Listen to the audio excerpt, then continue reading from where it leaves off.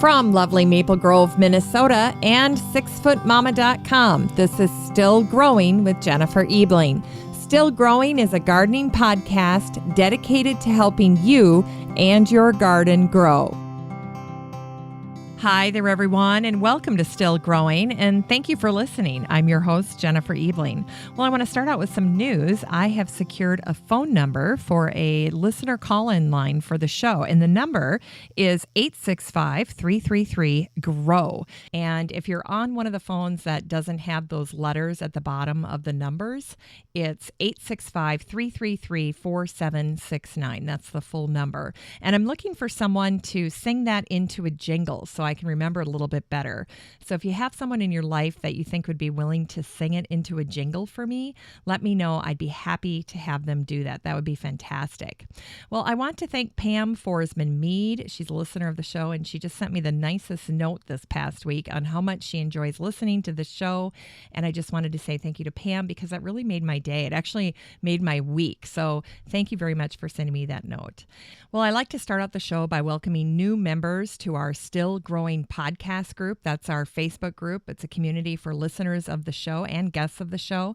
And new members this week include Sarai Weicker and Katie Dubow of the Garden Media Group. And Katie was just on the show last week, and we were talking about the 2017 Garden Trends Report. So if you haven't listened to that, go check it out. It was such a fun show, and I find trends completely fascinating. And I'm hoping that we can make it a yearly conversation because I'd love to have Katie on the show every year, and then she can introduce us to some of the new trends that are coming in the world of gardening. It's a changing world for sure in gardening. So welcome to Sarai and Katie, and make sure that you head on over to the Facebook group. You're welcome to join the group. And again, it's a private Facebook group, so you have to request to join. And then once I verify that you're not a spammer or a robot, you're welcome to be in the group. I'll let you in, and then you can be part of the conversation. So again, it's a place for listeners of the show and guests of the show. And I have a lot of great guests that are already in the group, like Joel Karsten of Strawbale Gardens, Deborah Madison of the book Vegetable Literacy, Laura Eubanks, the master of succulents at Design for Serenity, Robert Korick, author of Understanding Roots, and of course, Marta McDowell of the book that we just covered, All the President's Gardens, one of my favorites for this year. So there's a lot of great guests in the group already and listeners of the show, and I'd love to see you in the Still Growing podcast group there also.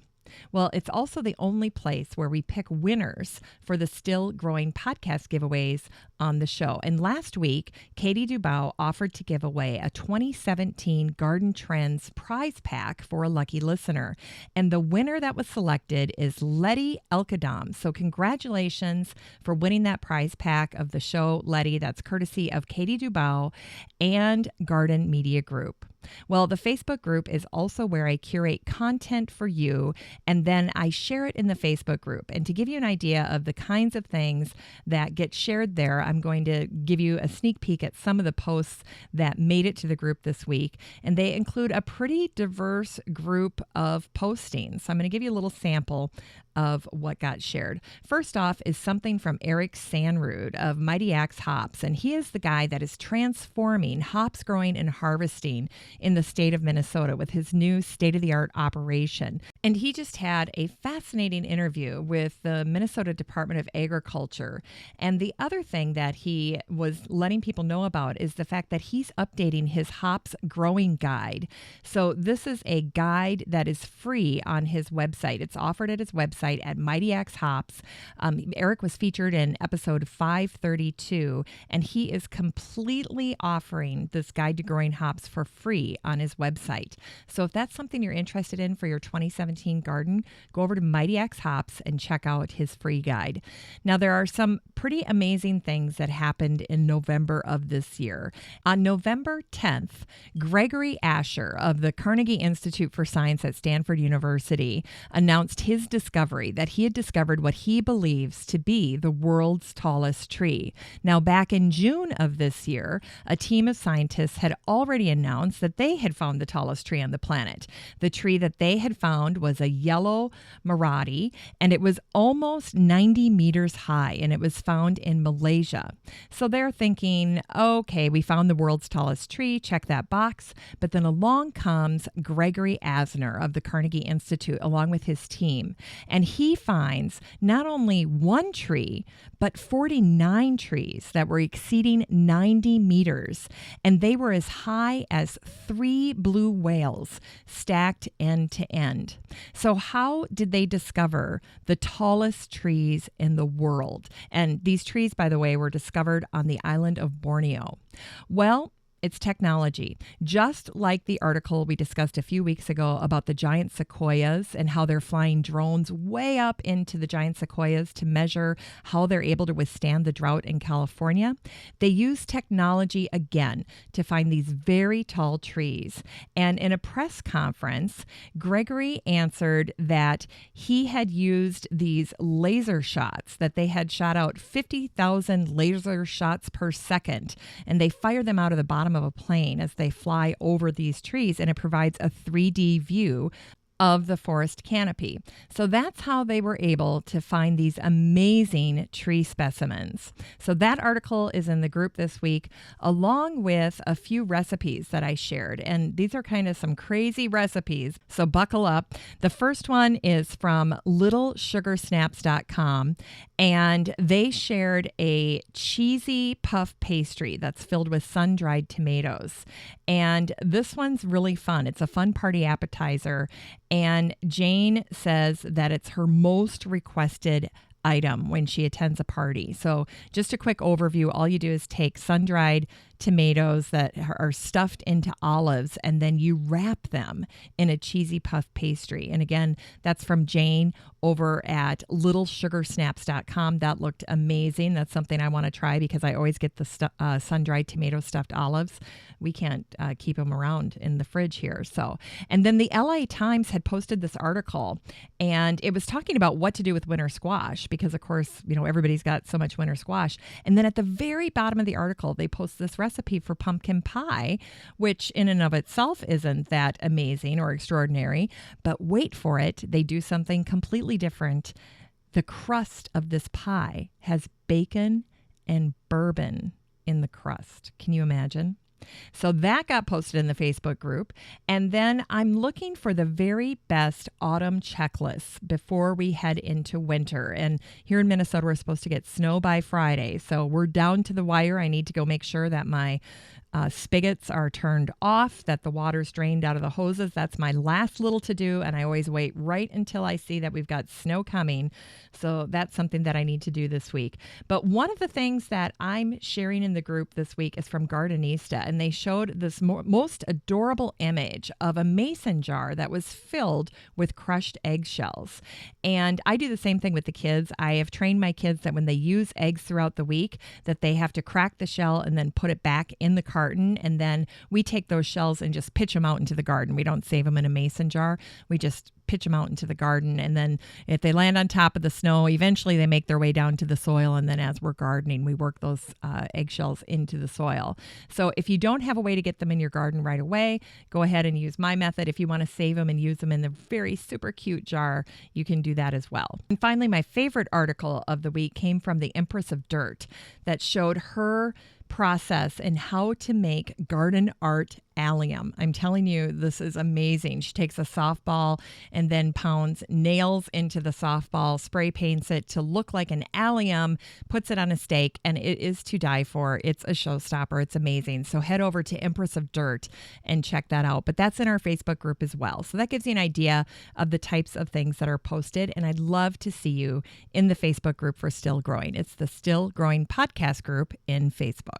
Well, for the show today, I'm welcoming back Anna Thomas, the author of Vegan, Vegetarian, Omnivore, and that book was featured in episode 537 of Still Growing, and it is still one of the most popular episodes of the podcast this year. So give that a listen if you haven't already, and if you like that show, you're going to love this one as well. Now, this show is dedicated to Anna's holiday menu, which is her specialty. She's very good at it. And we did this entire interview on November 1st, the day after Halloween, before I even had a chance to sneak my kids Halloween candy. And here I am talking to Anna Thomas about holiday menu planning for gardeners. It was a total pinch me moment, but I guarantee you're going to be in a holiday mindset after listening to Anna Thomas. Well, hi there, Anna, and welcome back to Still Growing. Hi, Jennifer. It's so nice to talk to you again. Yes, and we are talking right after Halloween, and we are getting right into it. So first, let me say happy Thanksgiving, happy holidays, happy New Year, because we are celebrating all of the holidays on the show today. Anna is here, and we are going to be talking about some fresh ideas for gardeners, cooks, and hosts on how to celebrate the holiday season in the kitchen and around the table this year. So why don't we start by having you share with us your thoughts on holiday cooking in general and how you approach tackling any hosting responsibility, getting us in the right frame of mind to be a thoughtful and relaxed host, especially during the holidays. Well, that's a big challenge, because a lot of people get very, very stressed. And I, believe me, I have been that person. I have been that stressed out person trying to think about the holidays, because for a long time I was the one in my family and in my group who had the big house with the big kitchen and the big dining room, and I loved it, and I liked to cook, and so everybody would come to my house for the big holidays, for Thanksgiving, for Christmas Eve, for who knows what, everything. And I've hosted a lot of big holiday meals. Over the years, things changed. One of the things that changed is really, we have a lot of people who eat in different ways. And this is the thing that came up a lot in recent years for me, and with people asking me questions about it too. And actually it was what led to me writing this new book, writing Vegan, Vegetarian, Omnivore, because, people would just come up to me, and if they knew I wrote about food, they would just sort of clutch at me and say, I don't know what to do because I'm supposed to host Thanksgiving and this one eats only that and that one won't eat this and the other one eats something else. And, I just want to give up. I don't want to do it. And I've had that exact experience, more than once. And I thought, this is not good. We can't give up on having people over and let it be, feel like such a stressful, terrible kind of chore. And that's when I started thinking about it. And I thought, what is the real point in a holiday? It's to get together and have a good time and to make everyone feel welcome and honored at the table. That's my goal. My goal is to make everybody feel good at my table and to be able to have everybody there who I want to have. And let's face it, Thanksgiving, Christmas, days like that, we're not inviting people over because these are the people who all share the same taste in food. That's not what makes our guest list, right? It's like these are the people we're related to. These are the people we love. These are the people, who are part of our family. They're our friends. They're the extended group that we get together with through tradition and through, whatever's going on at the moment. So you want to be able to have all those people come to your table and not have anybody feel sidelined and be picking their way around the plate. But at the same time, just as important, not have anyone feel guilty about what they're eating because someone else is giving them the evil eye. We want to honor each other, even if they're different. And that's the thing that I keep in my mind. And honestly, I've cooked a lot. I've written about food a lot. It's the most important thing is not what's on the table. It's who is at the table.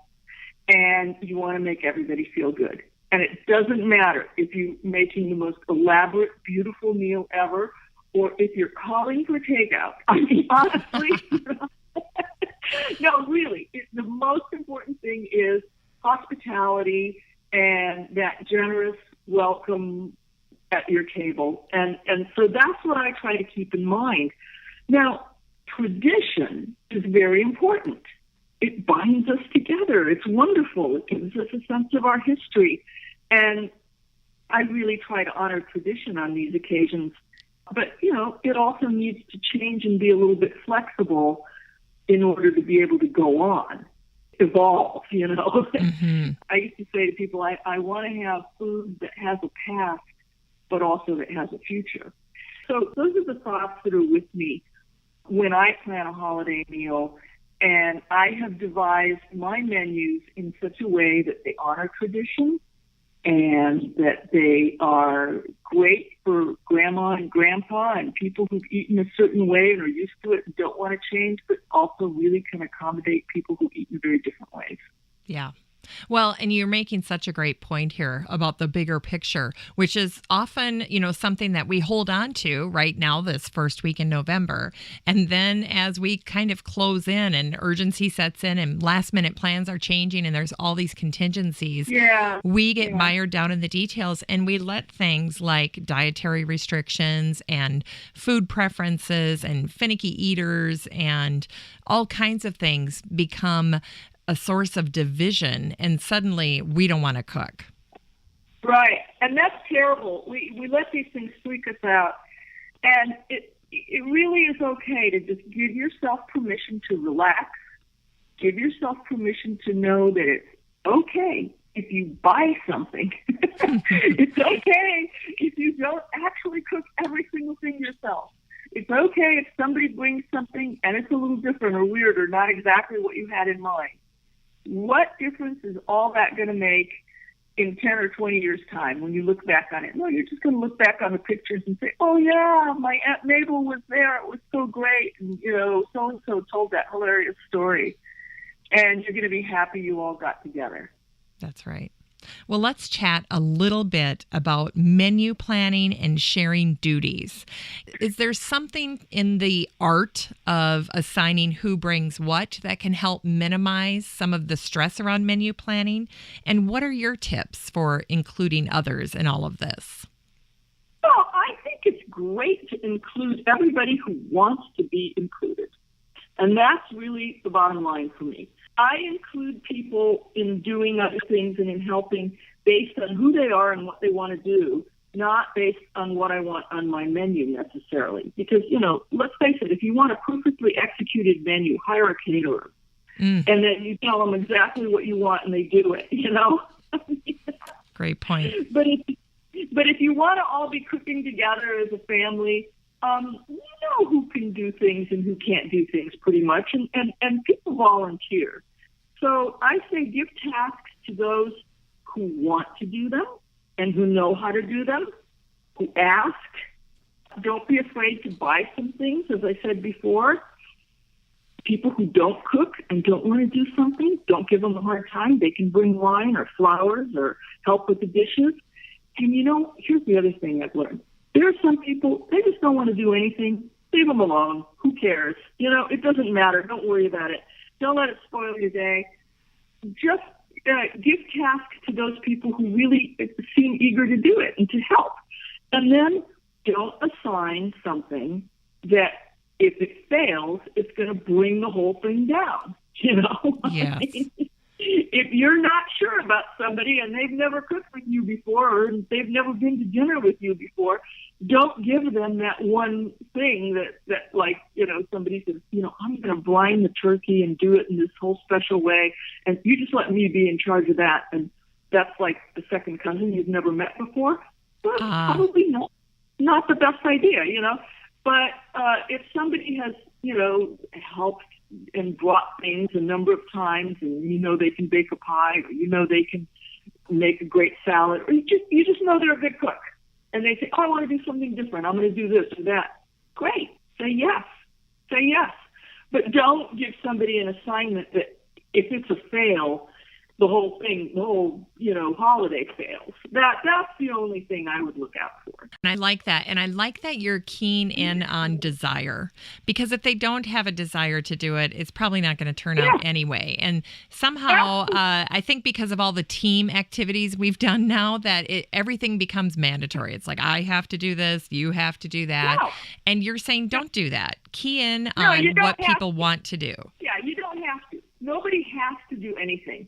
If you establish that feeling from the get-go, man, everybody just relaxes a lot more, You just say, here's what I think I can do. First you ask yourself that question.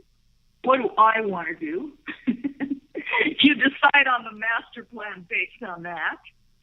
And then you decide what part of it you want to do in your own kitchen, or what part of it you're going to do with people who are there on the day helping you, what part of it you want to assign to people, like you bring this, you bring that, and only insofar as what people want to do.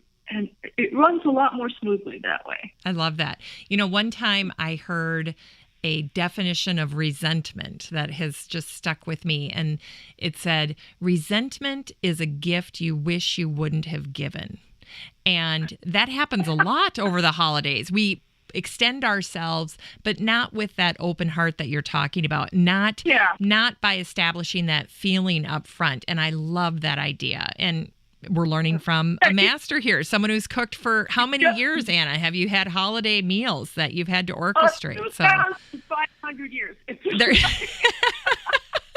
And you have to host a few to get to this point to where you realize, hey, wait a minute, what is the bigger picture? And that's what I'm going to hang on to. Yeah, and I've had big meals with like 30 people all sitting down to dinner, and big, long, complicated menus, and it's all been marvelous.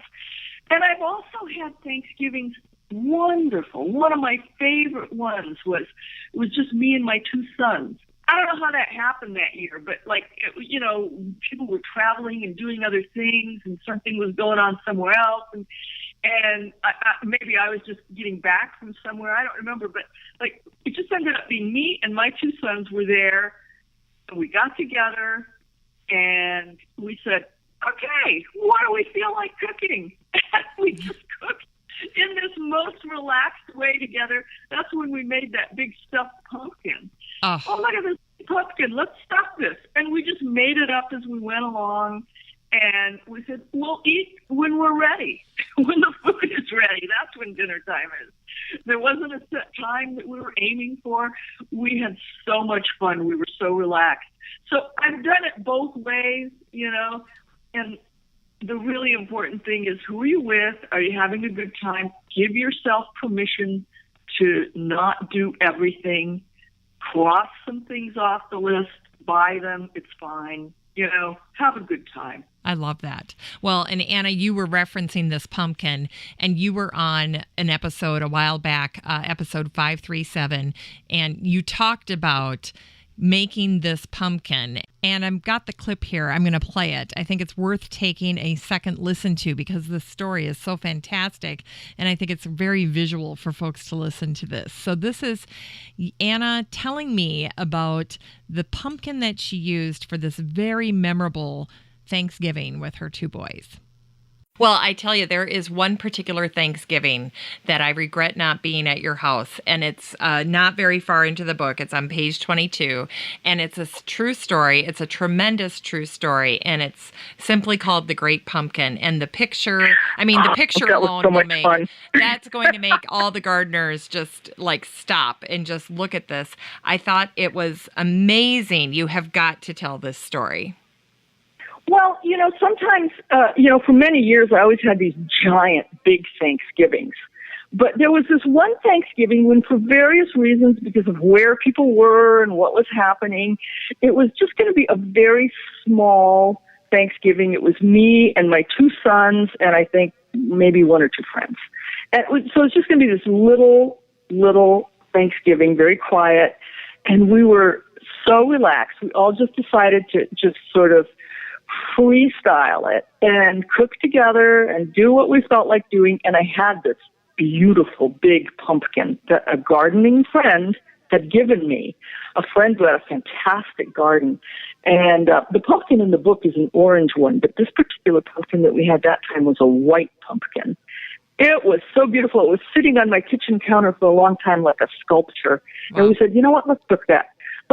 And it was around this time, I think maybe both of my sons were vegan then. And I wasn't. I've gone through different phases in my life, and what I am now is mostly vegetarian most of the time. That's how I define it. So I'm a little more relaxed. But they were both vegan, and I said, great, let's stuff this pumpkin and cook it, and let's do that.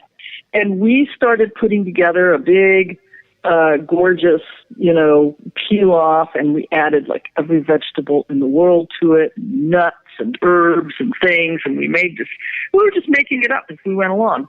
And then, we stuffed that pumpkin, we put it in the oven.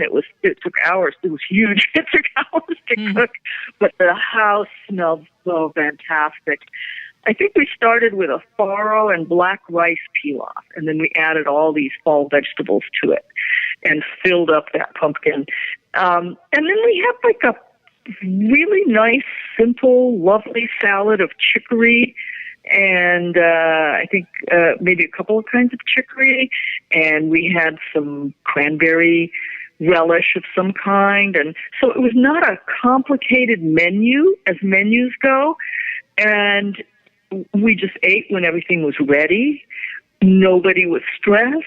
Everybody was relaxed. We had a wonderful time, and I think we had a fantastic dessert too. I think we had that winter fruit crumble with winter fruits and a ginger snap topping, and it was one of the most fun Thanksgivings because nobody got freaked out. Nobody was worried about anything. We just cooked together. We laughed. And when it was ready, we ate, and it was so relaxed. It sounds lovely. So, it was great, But the big, huge Thanksgivings are also fantastic, But it was nice to know it can happen in a lot of different ways. Well, and I love how you were describing serving this pumpkin because you cut it into wedges and it would just kind of fall away. It looked like a huge chrysanthemum when it opened up. We cut these wedges, and because it had gotten very soft, the wedges just fell backwards, and the filling kind of spilled around it, and there was this big cloud of steam. And so I love dramatic moments like that when you're serving a meal, and that one was entirely unexpected because we were just experimenting, Yeah, and 3 gold stars for you. That was awesome. Well, I absolutely loved that. I love how you stuffed that pumpkin, and it became kind of the centerpiece for that meal. That was extraordinary. Yeah, that was pretty crazy. It was fun. Yeah, that was something else. Well, today is all about sharing some new ideas for gardeners, cooks, and hosts. But at the same time, tradition is important. And I remember the year that in our family, we just scratched our entire traditional dishes. Nobody made grandma's cranberry salad. Nobody made dad's stuffing. And we went with 100% new foods. And we were miserable. When we were done with that meal, we all looked around and went, oh, I wish we would have at least had grandma's cranberry salad, or we would have had, something. Yes. Somebody said do over. Yeah, do over. Exactly. And I tell you what, we've never done that again. And I think it's good to mix the old and the new. And when I was reading Vegan, Vegetarian, Omnivore, you talked so much about how you've done that over the years, how you've incorporated the dishes of your family through the years, but also, adding some new things that also become an important part of tradition for your family. So tell us how you've done that, especially with your ancestral Polish dishes, which I find so captivating. Yeah, well, we'll leave Thanksgiving for a moment and turn to Christmas. I'm Polish. I come from a Polish immigrant family. So when I was little, I was really, I may as well have been living in Poland. I mean, all we spoke in the house was Polish. All the relatives, friends all spoke Polish. We all did our holidays together. And it's the way a tight immigrant community functions, really. people who've lost everything, basically. These were people who came here as refugees after the war, and they have lost everything. And so when you've lost the place that you live, when you've lost all, your house, your possessions, all of those things, what do you have to hold on to? Your traditions, the way you get together with people at holidays, the way you eat. That becomes, I think, even more important. So I always had a very, very strong sense of ritual about these meals. They had to be this particular way. We had to have these things. That became very, very important. So on Christmas Eve, we would have this big traditional Polish Christmas Eve meal. And there was fish involved, and there were vegetables involved. There were mushrooms involved that were all very traditional. No meat, because in the Catholic Church, and this was a Polish Catholic celebration, there was no meat on Christmas Eve. So we would have this meal that had these things that I remember so distinctly, the beet soup, this clear beet soup with these little dumplings stuffed with wild mushrooms. Oh, wow. It was fantastic. It was fantastic. And then there were things like herrings and smoked salmon. There was this salad that I still make to this day, almost exactly the same way, which is that chopped vegetable salad, Polish chopped vegetable salad. It sort of looks like a potato salad, and it does have potatoes in it. But once you take a bite, wow, it is a whole different story. It's got about 15 different ingredients in it, and including pickles and pickled mushrooms and apples and, cooked carrots and peas, and it's just a long list of things. So I remember, and then of course this dessert table later that was unbelievable, with like 15 kinds of, sweets that people would bring over. I remember these things very, very distinctly from when I was a child. And when I grew up, I was sort of cooking a lot of these things and doing them the same way. And then I shifted a little bit and made some things a little bit differently. I sort of made them my way, but I really hung on to certain important flavors. Like I switched from beet soup with mushroom dumplings to porcini soup, and it had little pierogi, little pastries on the side with cabbage and with potatoes, all still completely traditional Polish stuff, But I shifted those wild mushrooms and kind of gave them their centerpiece position in that soup. I changed things a little bit, but I really kept to a lot of those same flavors and the same ingredients and the same, even some very specifically the same dishes. And I still make that vegetable salad. And my family all want to eat that. And they wait for it. And they would fire me. It would not be Christmas if we didn't do that, If you didn't do the vegetable salad. Well, it's called called My Polish Chopped Vegetable Salad. It's on page 109 in Vegan, Vegetarian, Omnivore. And the other thing I love about your approach is that you have no qualms about portioning these things and modifying part of the batch for people who have different preferences. Yeah, and it says right in here, it says, when my son began eating vegan, I made 2 versions, one traditional, including hard-cooked eggs, and one vegan. And everyone tried both, and everyone decided they liked the eggless one better. Isn't that amazing? Yeah, that was a really interesting revelation for me. I thought, well, I'll just be making this in 2 versions now, forever. No, everybody tried both versions, and everybody decided this one, we like this one better. It's got kind of a clearer flavor. But, we're talking about a recipe here that has many ingredients. Yes. It's a long list of different vegetables and things. So when you take out one thing, you take out the hard-cooked eggs, it's not like it radically changes it. Yes. It's a subtle shift. But the whole menu on Christmas Eve has really shifted over the years, because there are things like my sister's Russian tea cakes, must have. Not Christmas, not Christmas without them. But then other things would happen. And this is how holidays evolve. We had, for many, many, many years, there were several families that we would all get together. I would invite these other families over. The adults were friends of mine. The kids were friends of my kids. We all lived together in the same little town and knew each other. So it was kind of like extended family. And one of them, Larry Yi, who's Chinese, and has developed a great skill in drying persimmons, which is actually a sort of an ancient Japanese art, but he learned it from a Japanese friend of his. And he would dry his whole crop of persimmons from his tree in his backyard into this most amazing delicacy.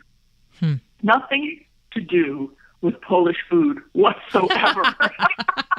But the year that he brought over a platter of these dried persimmons dipped in dark chocolate, I'll tell you, everything changed. It's like everybody suddenly turned on a dime and said, okay, the Russian tea cakes and the chocolate dipped persimmons, those are both now required every single year.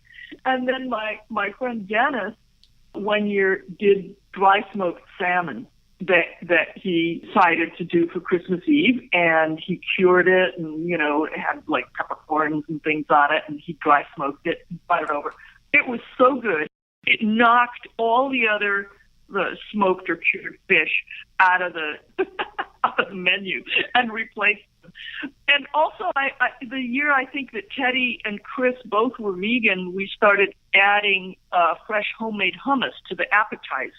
Yes. And it's great. I mean, you have whatever, and people bring things over too. And so these things kind of become part of the menu, and it still has the porcini, it still has the pierogi, it has a few very labor-intensive Polish things. We've still got the Russian tea cakes that we've had for 50 years. We've still got the Polish chopped vegetable salad. But we also have these other things that have come in for really good reasons, because they're part of what we do for people we love, or somebody we love brings that thing over and introduces us to it.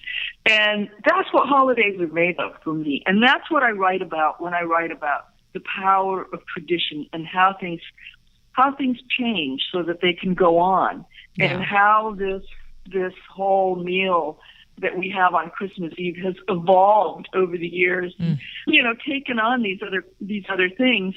And, my mom would love it. She's gone now, but if she ate that meal with the Japanese traditional dried persimmons and the hummus and all of these things, she'd say, great, this is wonderful. I love this. I think it's wonderful too. And I love right in the menu for your Christmas Eve menu, you say Larry's dried persimmons. It's not in the cookbook. It's not in the book, but it's such a part of your menu. It had to be in there, just like Teddy's favorite hummus. I'm ripping this book apart going, where's Teddy's favorite hummus? But it's just part of your tradition. That's how it ends up on the menu. And the same thing with the salmon. And, I love when someone's name gets attached to a menu item, because then it really does become part of your family history. Well, this is that's the name that has in my house. So I thought, that's what I call it. So that's what I'm going to call it here. I love it. Well, I always like to make a meal in one casserole or a soup, like minestrone, for the night before I have guests, because I know that I have spent usually a lot of time trying to get ready, and then I forget about the fact that everyone needs to eat the day before as well, not just the day of the event. So I try to make something simple, that can be made the day before, but also something very delicious. Do you have dishes that you put together so that the day before entertaining can be easy and almost autopilot? What I think is great for that is a big pot of really good split pea soup. And that's something that you can make ahead of time. You can have it in your refrigerator. You can have it in your freezer and take it out. but also it's very easy to make. So it's not like a lot of work. You can also just sort of whip it off a couple days before and have it waiting for you in the refrigerator. And it's one of those soups that's really hearty and filling. You can elaborate it. You can put croutons on it. You can put cheese on it. You can put, crispy, bacon sort of garnishes on it. You can do all sorts of things to it. So people who eat in different ways can have it in their own preferred way. And you have that with some kind of like big, chewy, dark bread and maybe some good, piece of cheese or something. You could have a little salad with that. That's a meal. It's very simple. It's very different from the kind of food that you're making for the holidays. So we don't get that fatigue of everything is one way, one kind of flavor profile through these days. You have something that's completely different, easy. You can be doing other things and put that on the table and sit down and have a relaxed meal. I love that kind of thing. Minestrone can work the same way. I have a great recipe for old-fashioned winter minestrone. It's a little more work because you've got to cut up a lot of vegetables and do a lot of things. So the thing I love about that split pea soup is, man, it is easy. It's just anybody easy. Can do it. Now, is that split pea soup recipe, I have to ask, is that in your Love Soup cookbook? There's one in Love Soup, and there's a variation of it. Yeah. On page 172 of Vegan Vegetarian Omnivore, smoky split pea soup. Smoky split pea soup. Yeah, it's the evolution of the split pea soup that was in Love Soup. And I made it just slightly differently and used some smoked paprika and a couple of little twists on the recipe. And I loved it even better. Really? So smoky split pea soup, it's right there in Vegan Vegetarian Omnivore on page 172. All right, I'm flagging it. This book is so flagged now. It's ridiculous. None of the flags even help me. There's just too many of them. I'll have to go back and dog ear that baby. Well, let's get this party started. Let's pretend that we are going to your house for Thanksgiving, that it's a large gathering, maybe something more traditional and somewhat formal. We've got little girls in dresses and grandmas and grandpas and mostly family, but maybe a few friends. And I'm ringing your doorbell, and I've brought my own apron and some flowers. I made you a succulent top pumpkin a la Laura Eubanks, who was on the show telling me how to do that. So nice. Yes. And it's the big day. It's Thanksgiving. So put me to work helping to welcome guests, and let's go through the appetizers. Tell me what you've got here. You've got dips, nibbles, small plates, drinks. What are we serving? Okay. Well, one of the things that you want to think about before I answer that question is how long do you want that appetizer course to be? Because in some households, that's kind of a thing that goes on for hours. It's what I call the walking around food. It's the food that's there and whatever, is happening and people are mingling and they're having a drink. But in some places, maybe people are sitting and watching a football game. Maybe they're in the backyard watching a football game. Yes. In a place. And this could be almost in place of a late lunch, sort of didn't eat. And now they're starving, and it's a few hours until dinner. So it depends how big your appetizer hour is, if it's an hour or if it's hours.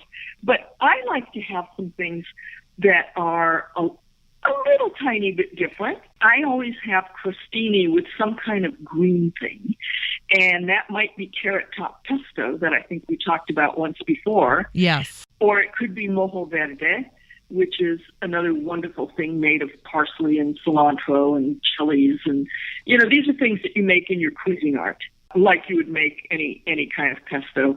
And you have crostini, you have your mojo or your carrot top pesto, and maybe you have some creamy white cheese, and people can sort of mix and match and put things together.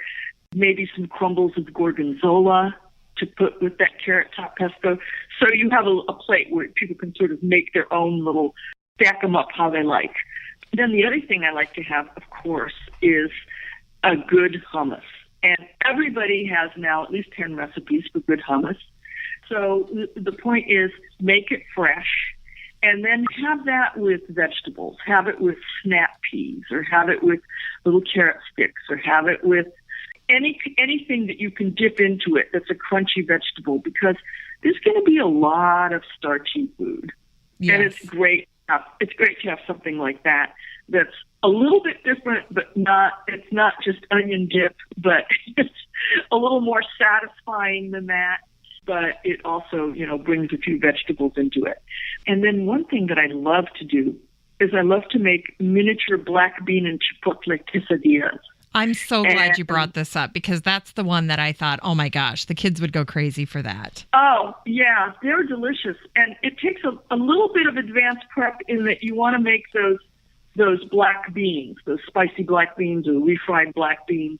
You can do that days ahead and have that in your freezer or in your fridge, depending when you made it. It's not complicated to make, but it just takes a little bit of time. So you want to make that ahead. I am a big proponent of doing things ahead of time. Okay. And I call that out in recipes all the time. I tell people you can make this ahead of time. So then putting the quesadillas together, that's really easy, Yes. You take little flour tortillas, you smear some of those refried black beans, and then you can drop a little chipotle sauce on those. Some of them you can put cheese in, some of them you don't put cheese in. So if you have vegans, they can enjoy them too. And you just fold them in half and put them in the pan for a little while till they're just slightly golden brown on both sides. And then you just cut them in the little pieces that you want. You cut them in little wedges instead of big ones. And people can pick them up. It's a great little finger food. And you're doing that on a fry pan, Anna? Yeah. I just do it on the stove, on a fry pan, yeah. Okay. Of course, if you want to have them all completely done ahead of time, an hour or so ahead of time, then you can just lay them all out on a cookie sheet and put them in the oven for a second to warm up. That's a good way to do it, too. It's fine. And that's just a slightly unusual appetizer, but people love it. They love it. Wow. And then, of course, you can add whatever you want. You can have spiced nuts. You can have those roasted green beans that you roast until they're crispy, and then you pick them up with your fingers. There are a lot of things that you can have a huge array. If you have a big crowd, a lot of people, you can make that sort of assemblage of appetizers more involved if you want to. One thing that I have done a couple times that I really like for a big party is to have a soup that you serve during, not sitting at the table, but like in little teacups as part of the appetizers. And so if you have one of these simple little pureed soups, like I love parsnip and apple soup for this time of the year, because those are things that are really in season now. It feels like a really nice winter soup. And it's slightly savory and slightly sweet. It's got this interesting flavor profile. And it's a pureed soup. And you can just have like little shooters, little teacups. Wow, I love that. And that becomes part of your appetizer spread. Well, let's roll through the Thanksgiving menu that's featured in Vegan Vegetarian Omnivore. And before we do, could I have you read the paragraph that starts out, "I set out to devise," on page 20? Sure. Okay. I set out to devise a menu that could stand alone as a robust celebratory meal for the vegan or vegetarian, and could also embrace the traditional turkey. It would be seasonal, fresh, and everything would go with everything. We would toast each other and all eat the same meal in slightly different versions. No vegetarian would have to nibble around the edges of the plate, and no turkey eater would feel deprived or guilty. And it worked just that way. A wonderful time for everyone. Over the years, that meal evolved. It became its own tradition, redolent with flavors of the harvest, full of the spirit of hospitality. It's Thanksgiving for a crowd. It's the one when you pull the extra tables out of the garage, and everyone pitches in.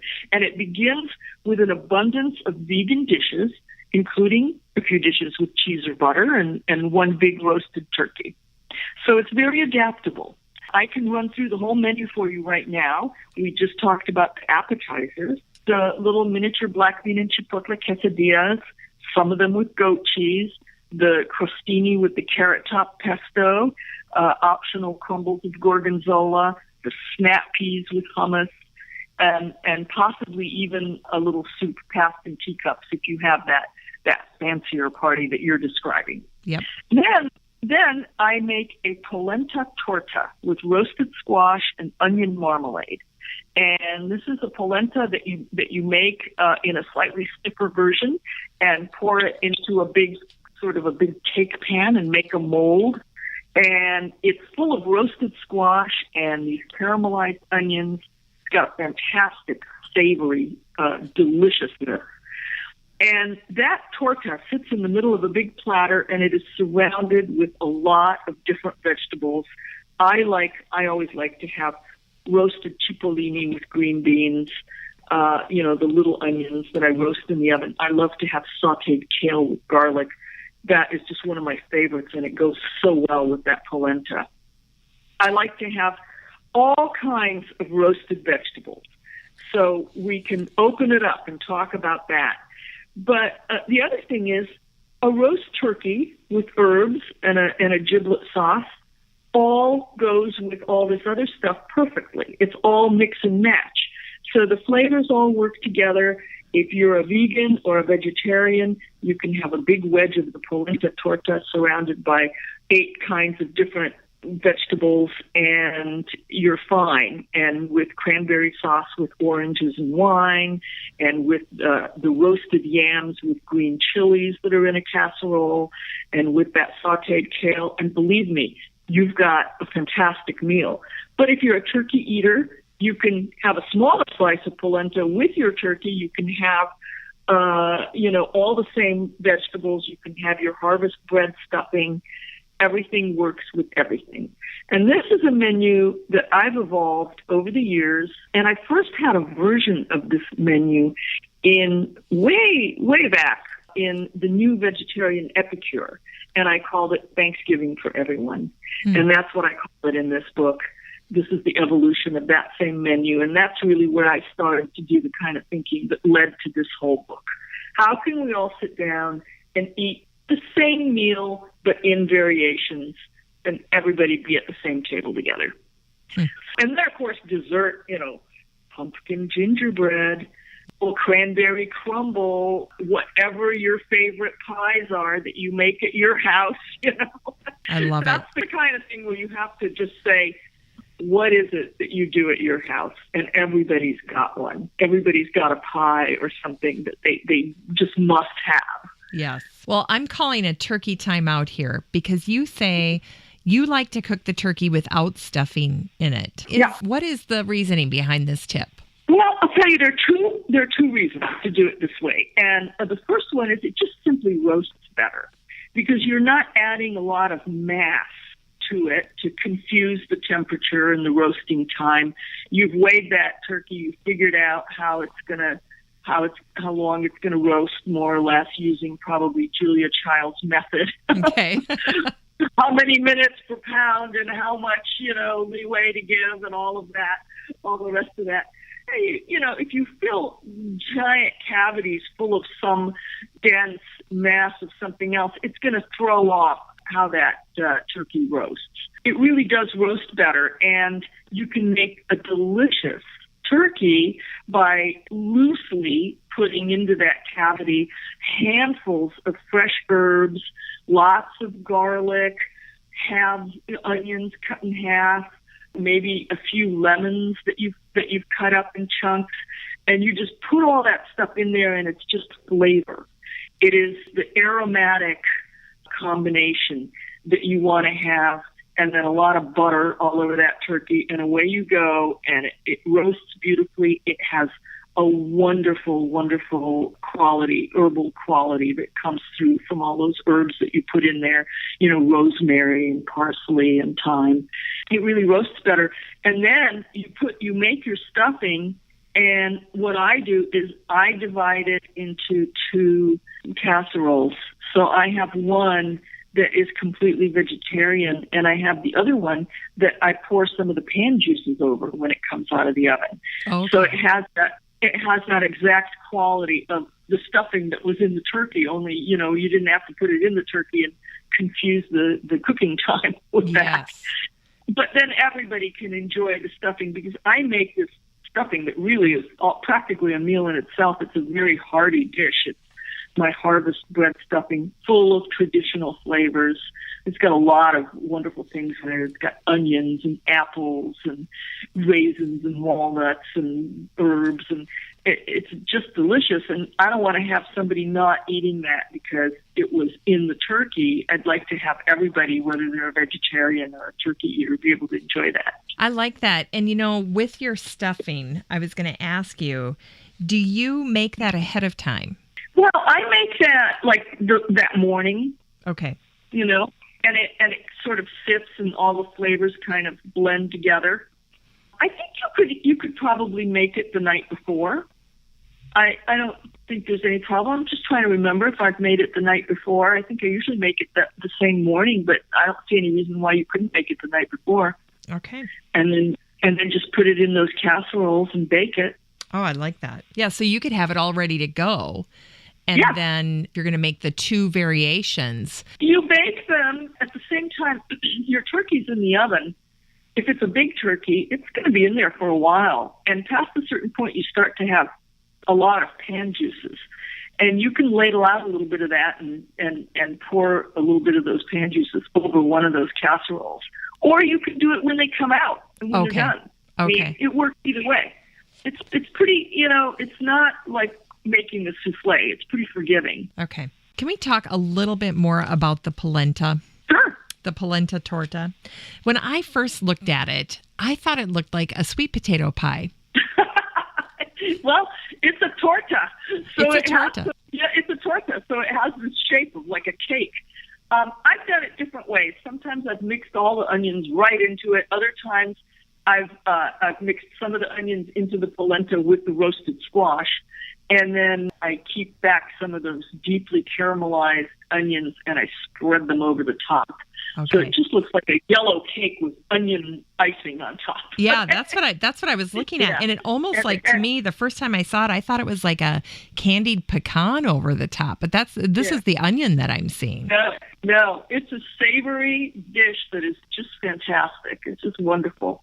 And I like to use kabocha squash because it's very dense and starchy, so it helps keep, the polenta doesn't get too soft and watery that way. It keeps very dense texture. And is it very rich? Oh, it's rich.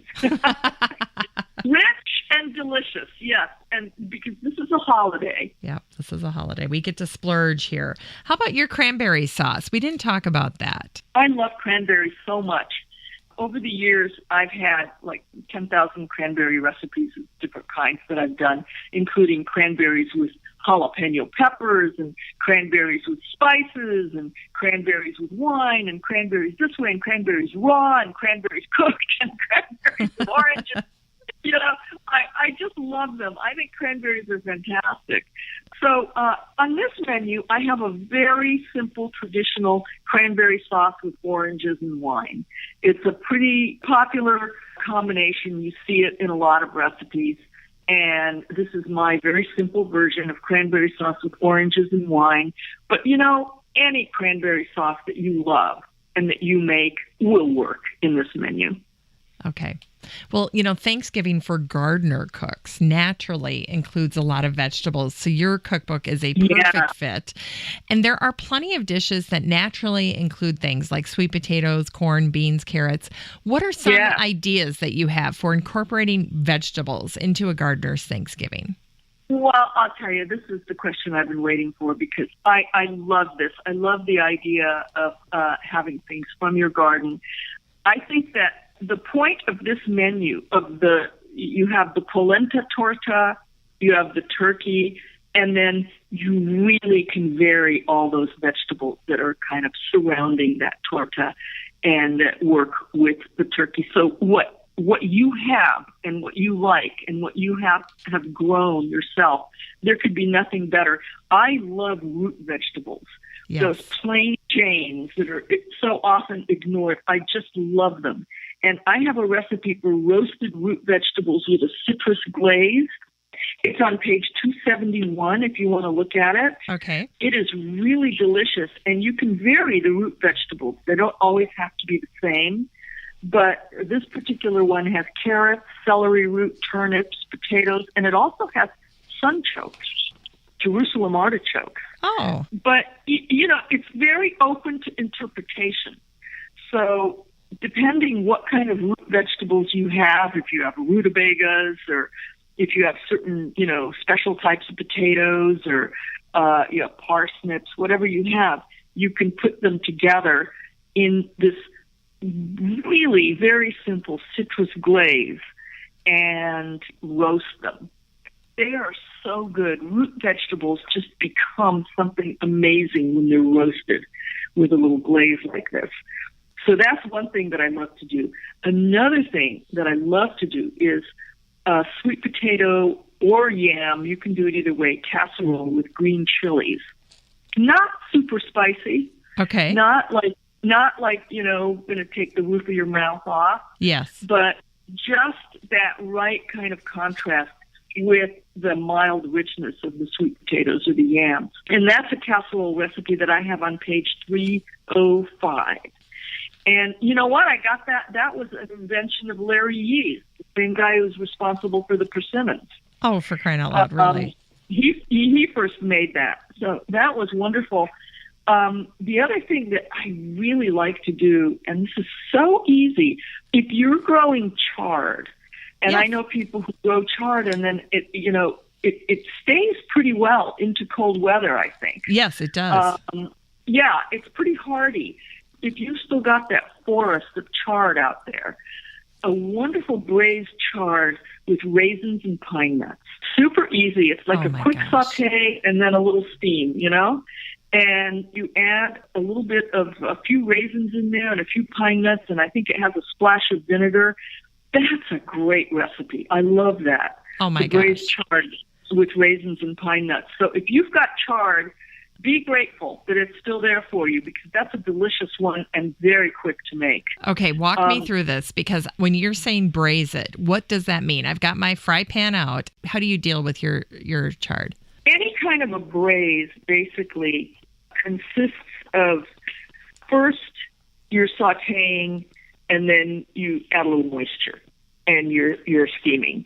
So with this, I wash the chard. I use the stems, by the way. I slice up the stems kind of in little, like half-inch pieces. Oh, I love chard stems. They're delicious. Okay. Yeah. And then I cut the leaves like if they're really giant, those chard leaves that you look at them and you think, well, let's see, should I cook this or should I make a shower curtain out of it? Cut those in half lengthwise first and then crosswise into strips, like 1 or 2 inch strips. They don't have to be tiny. Okay. And then you heat some olive oil in a big wok or a big giant saute pan. You sizzle some garlic in it for just a few seconds till it barely starts to color. Then you add all that chard and a little salt, and you just stir fry it. High heat, 3 or 4 minutes.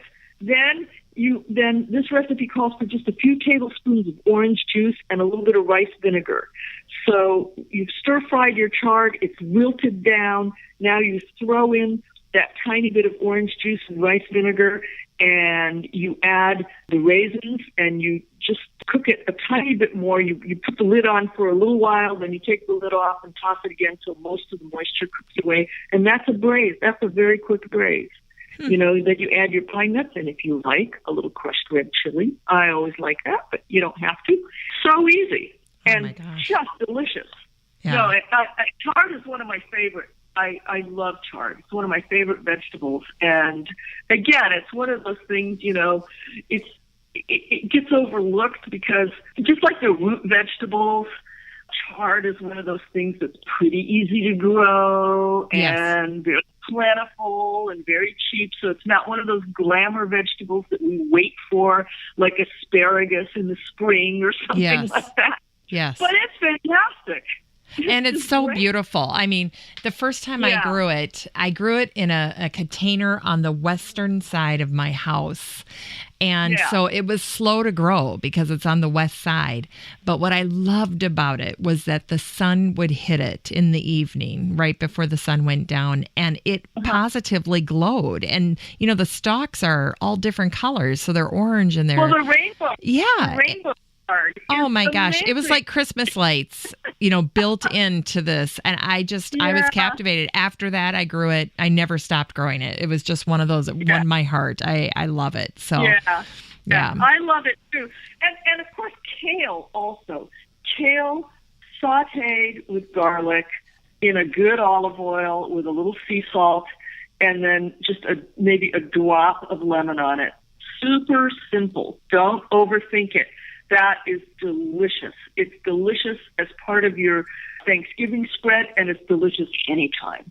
So that's another one. And kale is still there for you in the as the weather gets cold. Yes. And so easy to grow in the cold frame too, if you're doing a cold frame. Yeah. Those are all things that I would say to gardeners, you're lucky to have those in your garden and enjoy them, use them.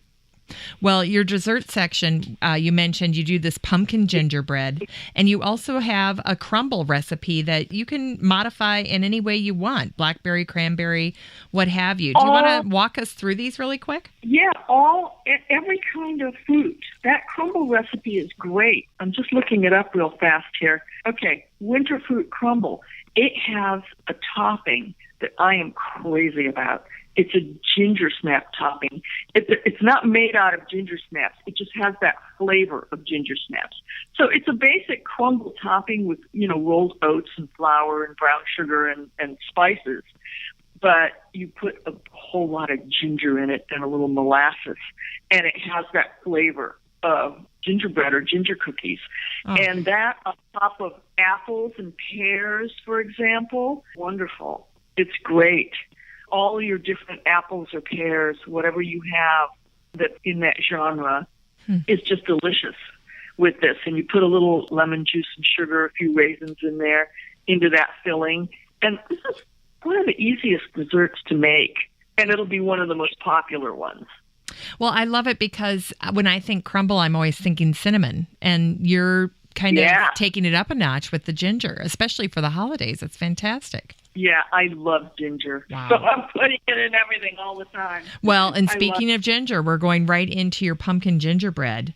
And you call this pure comfort food. How fantastic is this? It's so good. It's a very easy gingerbread. You can make a big pan full of this in, not very long. If you're growing pumpkins, you might have pumpkin that you've cooked down from your own pumpkins in the garden, or you can open a can of pumpkin and do this. This is a vegan pumpkin gingerbread, if you can believe it. I mean, of course, you can have it with a big scoop of ice cream or whipped cream if you're not vegan, and that's great too. But it's just a delicious thing to be able to have that everybody can eat it, even people who don't eat dairy. And it stays super moist because anything, that you put a vegetable or a fruit into, you're going to not have it be drying out. It's going to stay moist. So the fact that this has pumpkin in it, it's like a gingerbread, cakey kind of gingerbread that's almost like striving to be a pudding. It's so moist. Oh, wow. And very, very easy. And believe me, this disappears. It's delicious. Well, how about after dinner drinks or coffees? Are you guys big on that? Do you warm up a pot of coffee when you're serving these kinds of things? Here's what I like to do after dinner. If there's anything that involves dark chocolate, like a nice little piece of dark chocolate, or if somebody brought a box of really great little dark chocolates, then you can just keep drinking that really good red wine that you were having with dinner. And have that with a piece of dark bitter chocolate, and that is fantastic after dinner. Oh wow! But some people like to have coffee. They love to have their piece of pie with a cup of coffee after dinner, and then I say, great, just make a really good pot of coffee, no decaf. Okay, no decaf. Yep. I mean, no, I'm kidding. Sure, if you want to have decaf, go ahead. I personally think decaf is the devil, but I understand. I'm a coffee drinker. I love a really good, strong, delicious cup of coffee. I buy good beans, freshly roasted. I grind them up, and I make a good, strong pot of coffee from very, very good beans. And that's the whole thing right there. Yeah. I don't put anything in it. I don't put fancy I don't like flavored coffee. I don't like pouring liqueurs into it. I just like a really great cup of coffee that tastes like good coffee. I like that too. Well, and having family that's from basically rural Minnesota, the farming heartland of the country, you can't have dessert. You can't finish a meal without a pot of coffee. So okay. Yeah. All right. Well, so there you go. All right. That's great then. But I could be persuaded with the wine and the dark chocolate. You had me there. That's for sure. Oh, good. Oh, it is so good. Well, let's talk garnishes. Last year, before a party, I just organically created what I called a garnish bowl.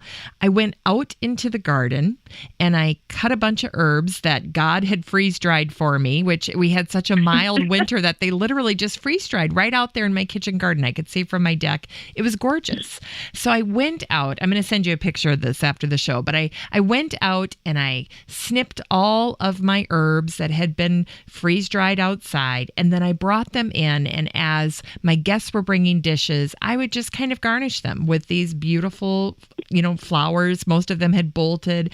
How would Anna, if you'd have been here with me and we were going out, we were snipping all of these herbs, how would you have approached this? So we clip all of these herbs. How do you incorporate that into dressing up dishes? I live in California, so my situation's a little bit different. What I frequently do is go out and just cut big, beautiful branches of rosemary, because I generally have like a hedge of it somewhere, Gosh.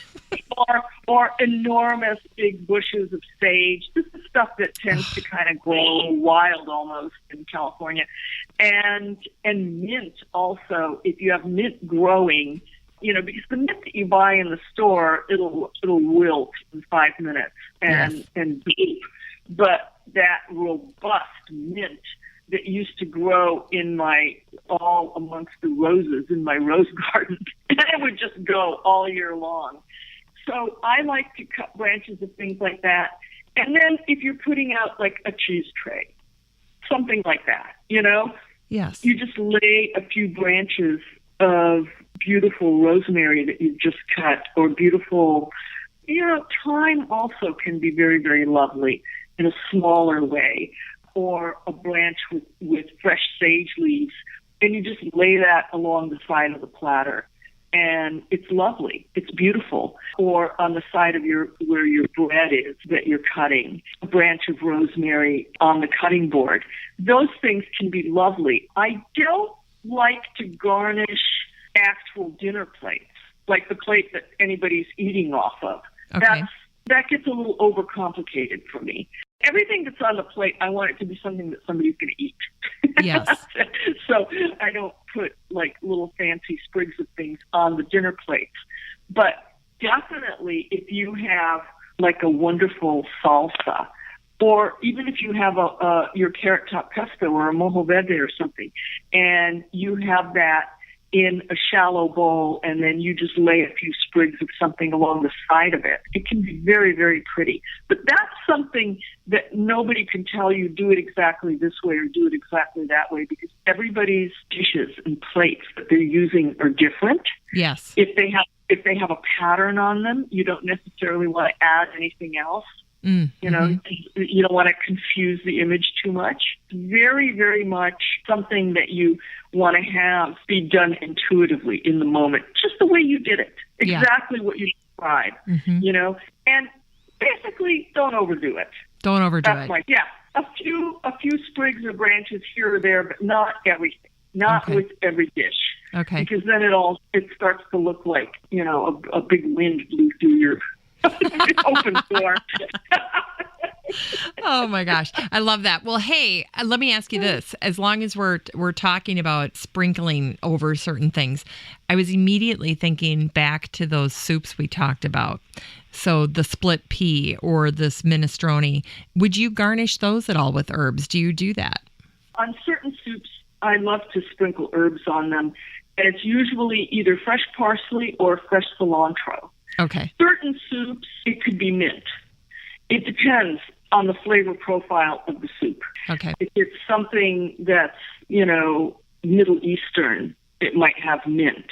If it's something that's more kind of Middle European or like that soup, that split pea soup, it would be fine with some parsley on it.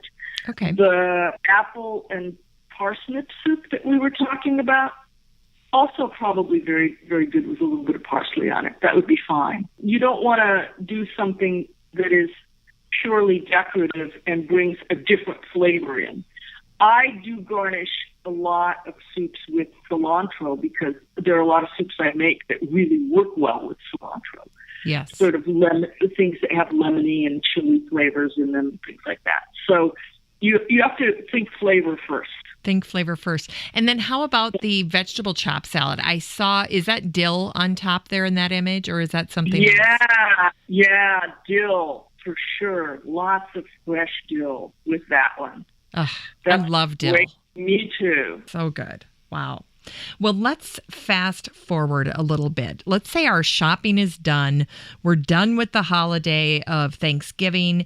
We're bringing in some oatmeal for Santa's reindeer. When we went to visit reindeer a couple of years ago, I learned that's their favorite thing is to have oatmeal. So now we set out oatmeal and dishes for Santa's reindeer.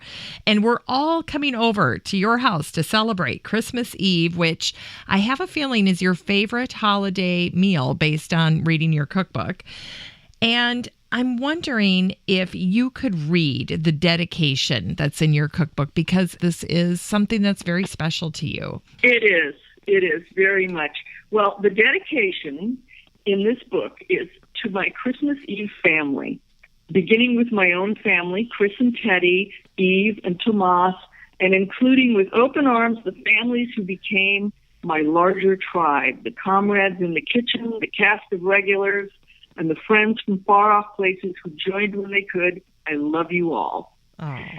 So that's my dedication. And that phrase, the Christmas Eve family, that was actually coined by one of the kids who was part of one of these families who would come over every year. He's grown up now. And Emery Mitchum coined that phrase. He said, yeah, that's my Christmas Eve family. Oh. Everybody who comes on Christmas Eve is the Christmas Eve family. So then I started calling it that too. I love that. Well, it's very special. I mean, your whole book is about so many different types of meals and dishes, and yet that is what became the dedication. And I thought, well, there you go. That's the meal I want to be part of if I'm coming over to Anna's house, because it's so special to you. These people are very special to me. We've celebrated holidays together. We've raised our kids together. We've watched them grow up. And we've cooked together, and it's a great life journey. And that's the thing about holidays. And that's why tradition is important, because it binds us together this way. Yes. Well, let's talk about the crostini that's on the holiday menu. It's the appetizer for this Christmas Eve meal, and it's got the persimmon again in it. Raw persimmon and jalapeno salsa. I'm telling you, one year Larry Yee brought over, he's Mr. Persimmon, and he brought over this salsa, and we had other things, to put on crostini. So we started putting this salsa on it, and it was so fantastic. I just made this for a party a couple days ago because it's persimmon season right now. This is when those persimmons are coming into the markets right now. This is made with fuyu persimmons. They're the type that you eat when they're hard, and you don't have to wait till they get really soft and mushy. Those are the hachiyas. But fuyu persimmons are the ones that kind of have a more apple-like shape, and you eat them when they're actually hard. You have to wait till their color is really good, that nice orangey color, and that means they're ripe and sweet. but they're still, you cut them up while they're still hard. Okay. They are fantastic. And I chop those up and mix them with walnuts and with chopped up jalapenos and some fresh lime juice and a whole bunch of cilantro and a few cumin seeds, I think. And that salsa, people go crazy. They go, what is this? I want more. Yeah, it's a little bit of an unusual one, and it's just delicious. So if you can get fresh persimmons where you are, have a go at this. It's really good. So we get them in the store here, but obviously in the Midwest, this is not an everyday thing that people have cooked with. What do you tell people? If it's their first time, if you're a persimmon virgin and you're going to make this salsa, this to die for salsa, what do you do? So we look for persimmons that are more ripe, or do we bring them home and ripen them? Yeah, you want to have persimmons that have a good color. You don't want like sort of pale yellow persimmons. Okay. You want persimmons that have a nice orangey blush to them. And they should be pretty hard. They can have a little bit of give to them. Like if you squeeze one and it feels a little bit like a good, tennis ball or something, Okay. Like it doesn't, it's not mushy, but it gives a little bit, that's okay. You don't want it to be too soft. And then you cut them up and you eat the skin. The skin's fine. You just wash them and chop them up. You taste one. If it tastes sweet and delicious, it's good. I mean, okay. Just like with any fruit, you taste the slice and you've got a good one. You chop them up. You mix them up with chopped up walnuts and with the chopped up jalapenos. I hand cut everything for this salsa, and then I just finish it with a couple of little quick spins in the Cuisinart. Okay. Why do I hand cut it? Because I don't want it to turn into a mush. I don't want to do all the cutting in the Cuisinart, because by the time it gets chopped up enough, it sort of almost turns into a mass. And I want to have little distinct bits of persimmon and nut and chili in there that you can see. But it's very easy. It doesn't take very long. It's very easy. And you can have it rougher or more chopped up. That's just a matter of taste. Okay. And you said right in here that the persimmons are sweet and they absorb the heat of the jalapeno. Yeah. And as with all chilies, you add a little bit, you taste, and you see. Because a lot of jalapenos these days are not very hot. They've been bred. I think it's disgraceful. A lot of them don't have the heat that they used to have. And then every once in a while you get one that really does. Yes. So there's no way to tell except by tasting. So you just have to add it a little bit at a time or taste it when you're cutting it up. And remember, when you're tasting it just by itself, it'll feel hot. But you're not going to be eating it by itself. It's going to be in there with the nuts and the persimmons, which are both very rich, mild flavored things. So you need probably a little more than you think you need, and it's not going to be too spicy. Well, there are two signature dishes that are part of your Christmas Eve menu. The first is the pierogi that you make two ways, and then the porcini soup. Let's talk about both of these. So the pierogi, walk us through this. Well, the pierogi, it's a pastry. This is the most labor-intensive thing probably that I do in my whole repertoire. So I only do it once a year, but it's a lot of fun. You have to make this very rich pastry that I make with butter and cream cheese and flour. It's very easy to make, but it's, kind of like a very rich pie dough sort of pastry, and with cream cheese in it, so that gives it a little tang. And then you make fillings. One of them is a potato filling and one is a cabbage filling. It's very, very simple in terms of the ingredients, but you have to cook them down for a long time. Everything is finely chopped up and it's cooked down for a long time, so it really caramelizes and gets very dense. And that's what gives it this wonderful flavor. And so making these fillings, can take a long time in your biggest saute pan, just stirring it once in a while and letting it cook down. Okay. Once you've got the pastry made and the fillings made, then the whole process of assembling, forming these pierogi, that's the fun part. And that can be, it's one of those things you do it with, a couple of, with your sister or your cousin or a couple of people who come every year for Christmas. And it reminds me of the tamalada that I've been to, when you have tamales, which is a wonderful Mexican Christmas tradition. There's two parties, really. There's the party where you eat the tamales, but there's also the party where you make the tamales, where people get together and sit around a table and make hundreds of tamales and fill those corn husks and tie them off. And that's like a whole tradition in itself. So in my house, making the pierogi is kind of like that, because you roll out these big sheets of pastry and you cut them in little circles, and then you drop teaspoonfuls of the filling on there and fold them over. They're little turnovers. They're tiny little turnovers. They look like little pasta that you might get in an Italian restaurant or something, they're not very big. We press them together with the tines of a fork and make this little crimped edge, and then I always mark which one is which by poking them with a fork either once or twice, and there's a code, 2 forks for cabbage, 1 fork for potato, or whatever you decide. However you decide to do it, so you know which ones are which. And then we line them up on cookie sheets and we bake them. And you can brush them with an egg wash if you want them to be really shiny and brown. But they're baked. They're not boiled. They're baked. Pierogi is one of these things in Polish cooking. There's like a million different kinds. Okay. Big, little, sautéed, boiled, baked, every kind that you can imagine. That's what I do. It is a labor-intensive thing. If you've never done it before, my instructions are very clear and specific, but I would say allow a day and have a couple friends, and don't do it too close to the day. Do it well ahead of time when you're not stressed and thinking about other things. Do it well ahead of time and then put them in the freezer. They freeze perfectly. Wow.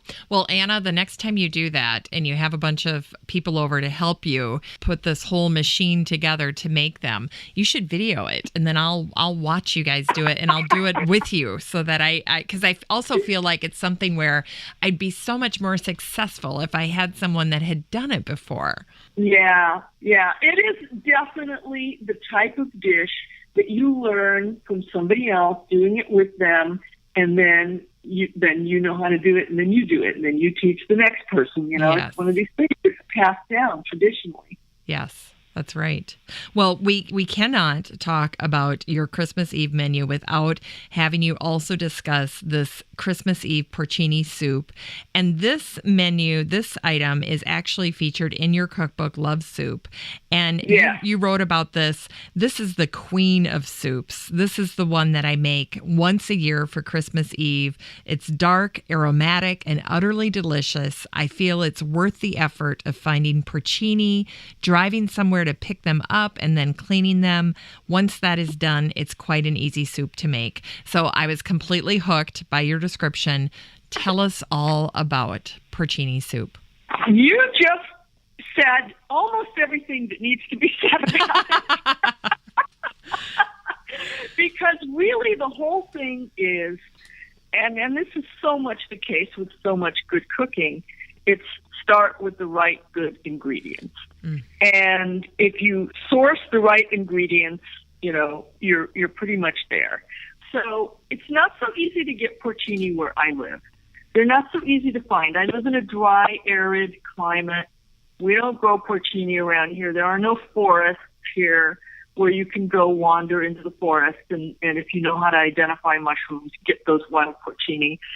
We're not in Italy here where you can go to the market, to the farmer's market, and all through the fall and into the winter you see big, enormous piles of fresh porcini for sale. Wow. So I have to work a little bit to find my porcini. And one thing that I have found is that if I find a good restaurant supplier, a wholesaler who supplies good restaurants, and I make friends with somebody there, or I just call them up and say, look, I'm interested in getting some porcini. I'm not a restaurant, but, can you sell me some? They know how to, they always have those things, right? You go to a good Italian restaurant and you get porcini risotto they're getting their porcini through that restaurant supplier. So that's what I've done. Okay. Now, in different parts of the country, it's different. Up in the Northwest, in Oregon and Washington, you can go to the farmer's market and find really good wild mushrooms, fresh. And, it just depends where you live, what kind of climate you live in, what sort of forests are around nearby. But you might be able to find them in a farmer's market. But the other thing I've found that's fantastic is at a really good place that also it's kind of a retail store and also a restaurant supply place that has a lot of foods. I have found flash frozen porcini. Oh. And they're not dried, they're the fresh porcini that have been flash frozen, and those have been wonderful. Those have been great. So that's made my life a lot easier.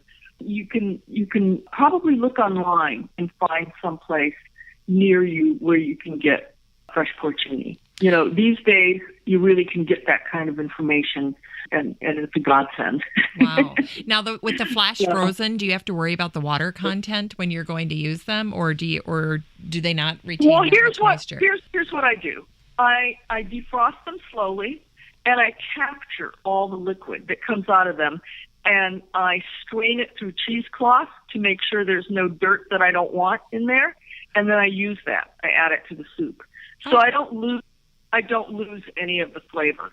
And they are soft like anything that's been frozen, but it doesn't matter because I'm going to be sautéing them anyway for a long time until they're really, dark and reduced a lot in any case. If you have fresh porcini, great. Clean them, slice them up, and you're ready to go. If you have flash frozen porcini, you defrost them slowly, and then you give them a very quick rinse. You capture all the liquid. You don't let it go away, and you put it through a piece of cheesecloth or a very, very fine mesh strainer of some kind, and then you will add that to your soup. Okay. And then the method for making the soup is very simple. It's just a whole lot of sautéing. You sauté onions, you sauté mushrooms with some garlic and salt, and you just use all your biggest pans and sauté all this stuff for a long time. Your house smells like heaven. Oh my gosh. And I do a mix of porcini and portobellos or Italian browns, and then a whole lot of onions. And pretty much that's it. I also make a fresh vegetable stock that I infuse with a little bit of dried mushrooms. I buy some dried porcini. Those are very commonly available everywhere. I make a fresh homemade vegetable stock. I don't use any canned stock for this soup. And I add some of the dried porcini, just a little bit, like an ounce or something, to that stock. So you're layering the flavors of the mushrooms through everything. And then it's this beautiful, dark, clear broth with big slices of mushroom and onion floating in it, and it's just delicious. Yeah, it sounds like it. So when I was researching this soup, I kept running into this one as well, so I have to ask you about it. It's 4 words. It's your green soup with mushrooms. What is this all about? That's a good, green soup is a whole thing. I mean, I first wrote about green soup for the LA Times like a million years ago, and it became kind of a cult thing. I mean, people started writing me about it and sending me emails, and I then wrote about green soup in other magazines, and I have I think I have 2 whole chapters about green soup and Love Soup. Oh green soups for the winter, green soups for the summer, And they're very simple soups, and I love them. I love green soup, and it's basically made with dark leafy greens. There are versions with spinach, with kale, with chard, with mixes of all those things, with sorrel. And then I made a green soup where I did it with all the, usual chard and spinach and onions and whatever, and I added sautéed mushrooms, and I pureed that all together, and it gave it this sort of earthy depth and body that was wonderful. So it's just one of the green soups that everybody really likes. And I'll tell you, that would be a great one to have in the fridge. You know how we were talking about the minestrone or the pea soup or something like that? Yeah. That would be a good one, too. That would be a good one to have on hand for those meals where you just want to have a soup supper and it's easy, but it's very satisfying. Last question on soups. I have to take advantage of the fact that I'm speaking to someone who knows how to elevate a soup of good standing and make it into something very spectacular, like Poe's father in Kung Fu Panda, because you know the secret of making soup great. And in your case, I've heard you say before in interviews that you believe that there really are some secret ingredients that elevate soup. What are they?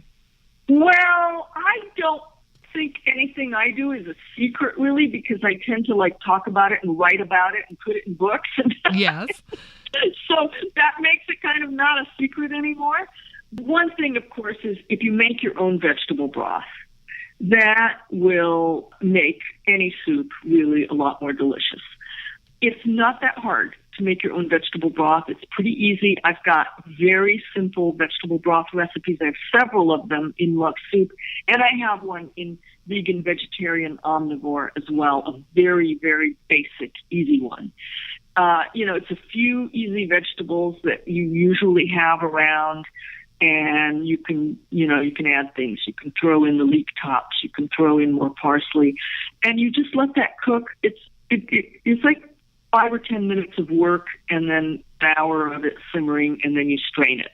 That makes a big difference to a lot of soup. The other thing is I use caramelized onions in a lot of my soups, and I believe that gives a lot of soups a great depth and umami flavor. And I think most people are afraid to really go the distance with caramelizing their onions. My rule of thumb, when you think you're done, another half hour, and then, look at it again. Oh, you're kidding. Really let those onions, but, don't let them dry out. Keep a little moisture in there. Put a lid on that pan. Make sure there's a little moisture in there, but really let them get a beautiful caramelly light brown. Don't stop at yellow, and you will see what a difference that makes in the flavor of those onions. So that's one of the things I like to do. And then the other thing is, I have to say, very often when I'm making a soup, you know how you drop a bay leaf in there or something? Yeah. I very often drop a chile árbol pod. Those are the little dried chilies. You buy them by the bagful. They're pretty commonly available. And it's not a super hot chili, but I use it like a bay leaf. I put it in there, I let it simmer with the soup, and then I take it out when the soup is done. And it just adds a nice kind of layer of warmth to the broth. How do you spell that? How do you spell that? Árbol. Chile, Chile, de árbol. Árbol. Chile de árbol. And I'm sure you can order it online, but I just buy it in the supermarket. It's everywhere. Huh. Fascinating. I have to ask you on your caramelized onions. So you're starting out with a pan. Let's take it down to the very most basic home cook here. You start out with a pan. Do you put water in there? How do you chop up your my thing is I cut them up by hand. It takes about a minute. Okay. I mean, it really doesn't take very long because you're generally not looking for it to be beautiful. You're looking for it to just be chopped up. It's going to turn into a jam, essentially. So I chop up a few onions. I put some olive oil in a pan. I throw those onions in there. I sprinkle some salt on them. Okay. And away we go. And then I go do my email. Okay. It does itself, okay? You give it a stir once in a while. Usually I start it out for the first couple of minutes on a slightly higher heat and stir it. And then once the onions start going limp, I generally make sure that there's enough moisture. Usually there is enough from the onions themselves. I cover that pan, I lower the heat, and then I just check it every 10, 15 minutes, give it a stir. But, if you don't have it on a high heat and you have a lid on the pan, it'll capture enough moisture that they won't scorch. You'll be fine if you have a very nice low flame under them. And then your house starts to smell really good. Oh. And then your teenage son comes in and starts to reach in with a fork and eat those onions right out of the pan. Oh, and my gosh. Slap them away. I love it. Anyway, and sometimes you can add a little thyme, a little crushed thyme or something like that. But, that's extra. I mean, basically, it's just onions in a little olive oil with some salt. Okay. That's it. Okay. We can do that. Now, let's talk crostini, because you love to use crostini in most of your menus. I do. Mm-hmm. What are your tips for crostini? Yeah, I like them better than crackers. Well, you can get a really good baguette. I have some places that I go here where I can get great baguettes made with you can get whole grain baguettes. You can get baguettes with people who grow their own wheat, and there's some good bakers around these days. So you can get a much better product than anything that you would buy in the store, and you can also use up that day-old loaf or that 2-day-old loaf, and it's just fine because you're going to basically turn it into a cracker. I just slice up a baguette into fairly thin slices. I lay them out on a cookie sheet, and I very lightly brush them with olive oil and then give them just a tiny, discreet little sprinkle of sea salt. And they go into the oven, and I keep an eye on them, and when they're just barely turning golden, they're done.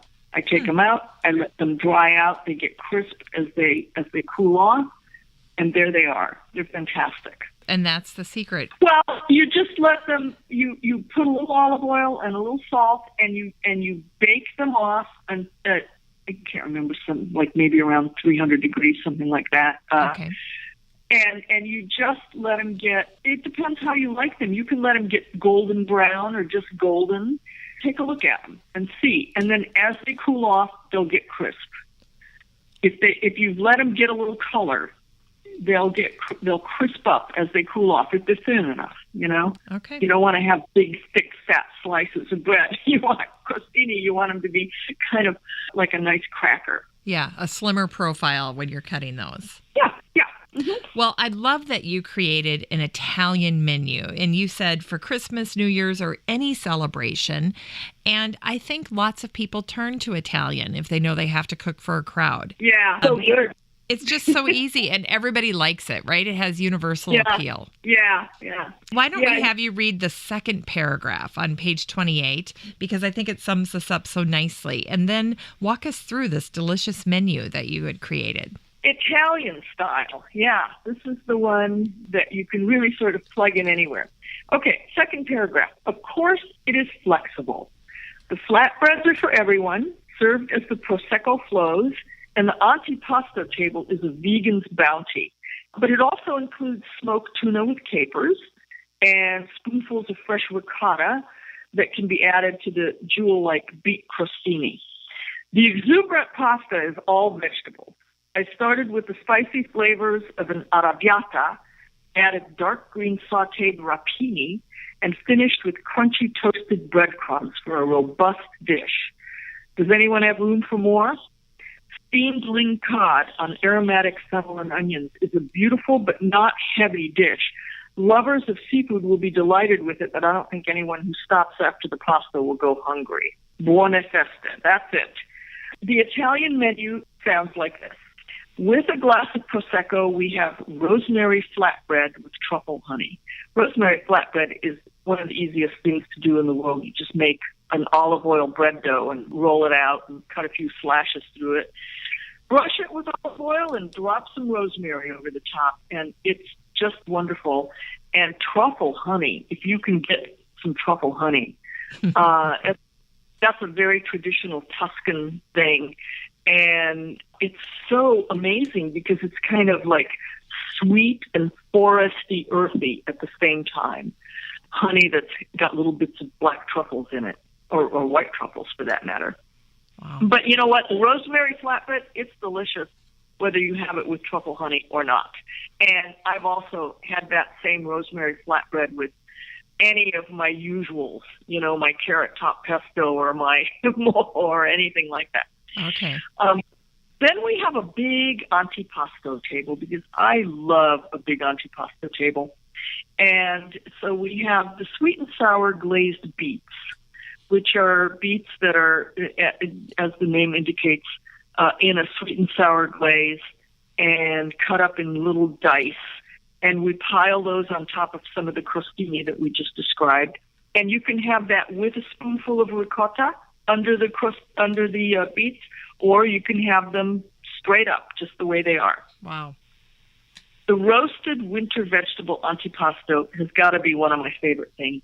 And it really just consists of an array of vegetables that are roasted, but individually. So you can take, you have a pan full of carrots, you have a pan full of slices of fennel, you have a pan full of little fingerling potatoes, you have your cauliflower florets. All of these things, each one of them has its own pan, so you can take it out when that particular vegetable is done. You don't mix them all up together. And they're all really simple. I mean, they're basically just bathed in a little olive oil with a little salt and maybe some pepper, and then they're roasted. And I like to line them up in, still keeping them all in their separate, like the carrots and the potatoes and purple cauliflower when I can get it, all lined up on a big tray in rows. And it looks so beautiful, and they're so delicious. And it's a very simple thing, but it's sort of lavish and wonderful with all these different vegetables. So that's a great one for gardeners. If you grow carrots that are in different colors, yes, that's so much fun. And I don't peel the carrots for this, by the way. I pick nice slender carrots and I just scrub them with a vegetable brush. Oh, okay. And I leave it on. Yeah. And I leave a little bit of the green part on the end, and I roast them just like that. And then you pick them up with your fingers. They're just beautiful. Wow. Then we have the marinated cannellini with olives and roasted peppers. That's a lovely, very simple, thing made with white beans. And we have smoked tuna in olive oil and capers. Those two things kind of go together. You can mix them together, or you can have either part separately. Cannellini beans mixed with tuna is a very traditional Italian appetizer. I have the smoked tuna in olive oil and capers in one dish, and the marinated cannellini with olives and roasted peppers in another dish, and I put them next to each other, and you can mix them up or have them separately, and that way everybody's happy. Okay. Then we have the penne rigate with garlic, rapini, and sautéed breadcrumbs. This looks fantastic. It's a robust, big flavored pasta dish. It's just the kind of thing I love in the winter. Really a very, very delicious pasta dish with a lot of garlic flavor in it, and those sautéed breadcrumbs on top to give it a little crunch. It's just wonderful. And then mink cod steamed on top of fennel and onions. I cook down some sliced fennel and onions, and then I literally put pieces of cod on top of it and let it steam on top of that, so it sort of takes in the flavor of the fennel and the onions. It's a lovely, not very heavy seafood dish. By that time, if you have any room left, good for you. You're a good eater. But this is one of those meals. It's a real holiday meal. It's in courses, and it's got a very sort of extravagant feel to it. And yet all the dishes are really pretty simple, rustic dishes. They don't take any special skills. Everything takes a certain amount of prep time. You want to prep all those vegetables that you're roasting, and, all of these things take some preparation time, but they don't take any very, particular. You don't have to have gone to chef school to do this. If you're a good basic home cook, you can do all this. And then for sweets, really pan forte that I buy. That's what I love with this. Really? And things like candied orange peel or nougats or truffles. That's what I like to have after a meal like this. I love this meal. This is a go-to. This is flagged for me. So starting with that rosemary flatbread, which I agree looks fantastic. So we've made it to New Year's, and I love how you describe this event. Big party, small plates. And you mentioned this menu leans toward room temperature dishes. And I really liked that idea. So what are the room temperature items that are on this menu? Some of them are actually cold. Some of them are room temperature because, you have to keep it easy. And you want to have food that you can sort of have on a table for people to take, or that you can bring out and pass around at certain times. Because people are mingling, maybe they're dancing, maybe it's a dance party, they're hanging out, and it's not a sit-down dinner. So this makes all of that possible. I have pumpkin seed pesto, which is something I really like. It's a slightly richer pesto made with pumpkin seeds. So I have my crostini with pumpkin seed pesto for this one. I also have beluga lentil and caramelized onion puree. So this is something I learned from my friend Haiga, and it's a Middle Eastern thing that is very, very simple but very delicious. You cook black lentils, the beluga lentils, all right, and you cook down some onions until they're that nice golden brown color we were talking about. Yep. And then you have just a little bit of rice and a little bit of, I think it's a little, I'm not looking at the recipe, but if I'm not wrong, I think that there might be a little bit of cumin in there. You puree all that together. It's not very many ingredients. It's very simple, and you'd be amazed at the flavor of it. Those black lentils are just amazing.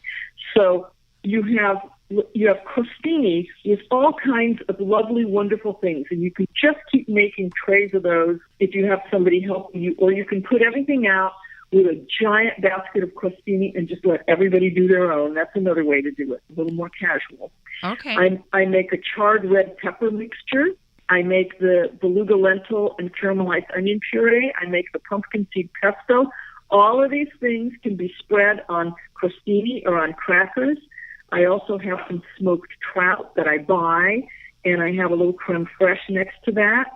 And all of these things are kind of mixed with crackers and with crostini. Have it how you like it. I also like to have sliced radishes with sweet butter.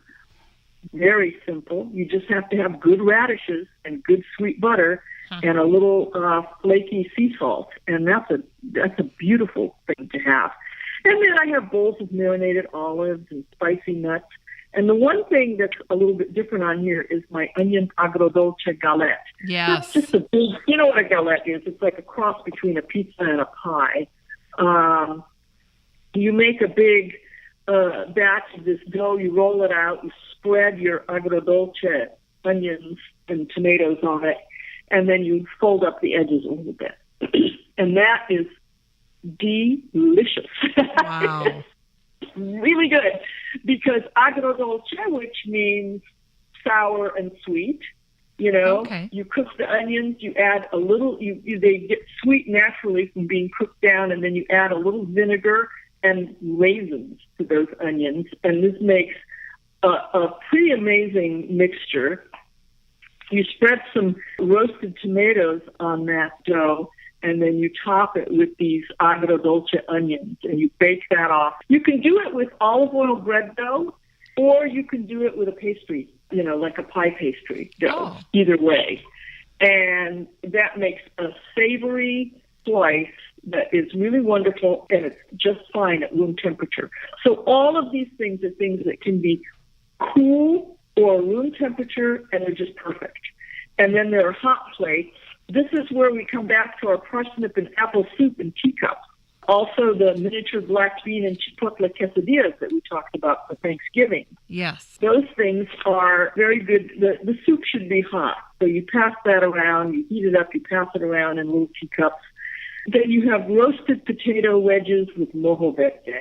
Roasted potato wedges. How simple and how delicious. They're so good. Yeah.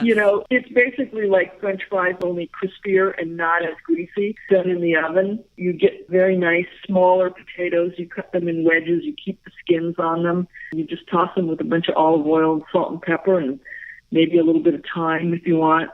And you put those in the oven and you roast them until they are crispy. And you have those with mojo verde, and everybody will just go insane. They'll love that. Really? I also add to this menu my mint-scented pork and pine nut meatballs. Yeah. And those should be warm. They should be warm. They don't have to be really hot. So I have this divided into the cold plates and the hot plates, and it really leans more towards the ones that can be cold or room temperature because you want to keep it easy. Okay. And for dessert plates, dark chocolate almond bark. Easy to do, easy to serve, delicious. Pick it up with your fingers. And if you want to have something that you eat with a fork on a plate, there's Galician almond cake with a citrus and spice caramel sauce. I love that cake. It's a traditional cake in Spain, and it's made with basically just a whole lot of ground up almonds and sugar and eggs. And that's pretty much it. It's so good. It's a very dense nut cake. A little slice of that with some citrus and spice caramel sauce is a wonderful dessert. Yeah, and almond cake in general. I love almond cake, so. Yeah, me too. Wow. Me too. Well, before we close, I'd love to talk a little bit about this thing called planning for the holidays, because interruptions, illness, countless other interlopers can sometimes derail holiday plans. Yeah. And it can really send you into a downward spiral if you're not careful. And you wrote to me before this show and you said, we can also talk about an easy get-together, the kind of thing that is not the big important meal of the season, but the one where you just kick back with some friends. And this may very well be the meal that people either plan for or suddenly find themselves having to adjust to when plans go astray. So let's set the table for this, how these less formal, semi-spontaneous holiday meals can be just as fulfilling as the big formal parties.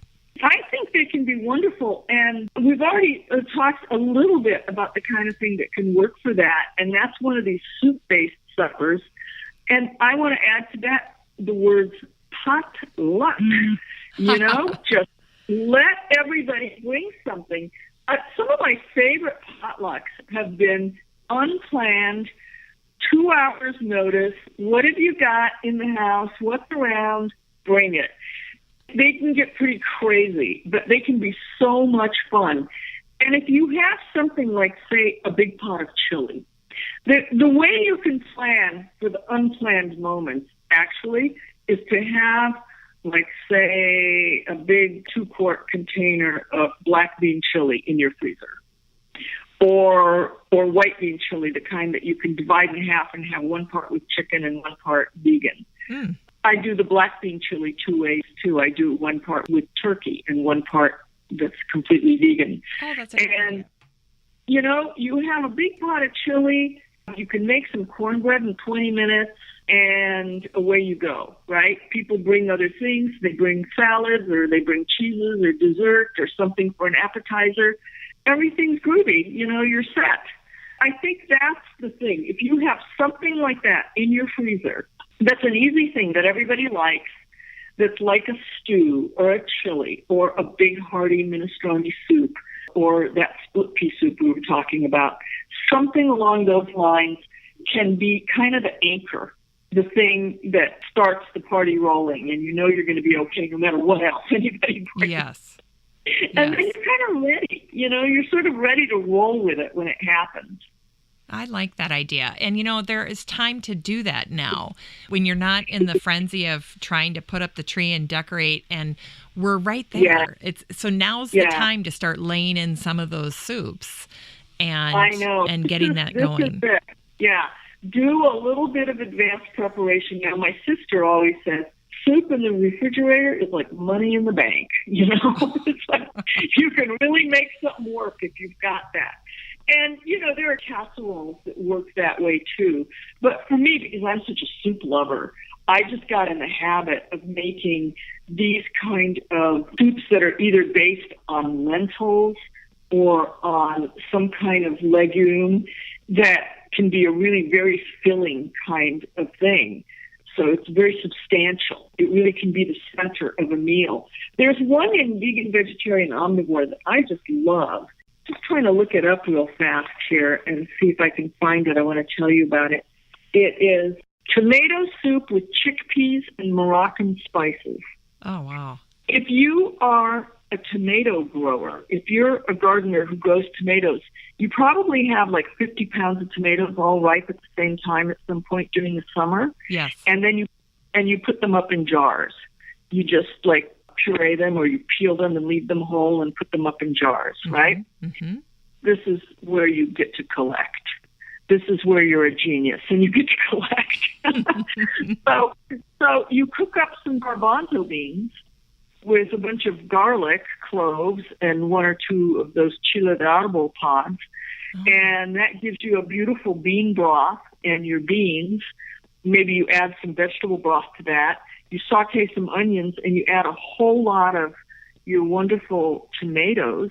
And then you have some like a little bit of lightly toasted cumin seeds, some mint leaves, and just a tiny few pinches of ground cinnamon. You get that Moroccan spice mixture in there. This is a wonderful, wonderful soup. It is completely satisfying. You eat a bowl of this and you know you've had a meal. And it's the kind of soup that you can have in your freezer, ready to take out if something happens and you just need to improvise a meal for a bunch of people. Wow. And you tell somebody, bring a salad. You tell somebody else, bring dessert. Tell somebody else, bring a couple really great baguettes or maybe some flatbreads from somewhere. And pretty soon you're having a wonderful meal and you are ready for it. So if you want to really be a genius during the holidays, have something like that in your freezer. And then when you tell people you grew those tomatoes, then people really will like fall at your feet and bow down because then you really will be. I love it. I love it. Oh my gosh, Anna. Well, this has been so fantastic. I thank you so very much. You've gotten us ready for the holidays and to do what we need to do, which is enjoy it. Enjoy the time with the people that we're with. So I so appreciate your time today. This was absolutely fantastic. And it made me very hungry too, by the way. Well, it's been a lot of fun talking to you. You made it very easy. And I hope everybody has a wonderful holiday. And just remember, whatever happens with the food, it'll all be fine as long as you're with people you like and you get to spend some time together. That's the important thing. It absolutely is. Thank you so much, Anna. You're very welcome. Thank you. Well, that's it for the show today. I want to thank Anna Thomas of Vegan, Vegetarian, Omnivore once again for being a great guest on Still Growing. And here's another announcement. Anna is going to be at the Miami Book Fair on November 19th at 4:30.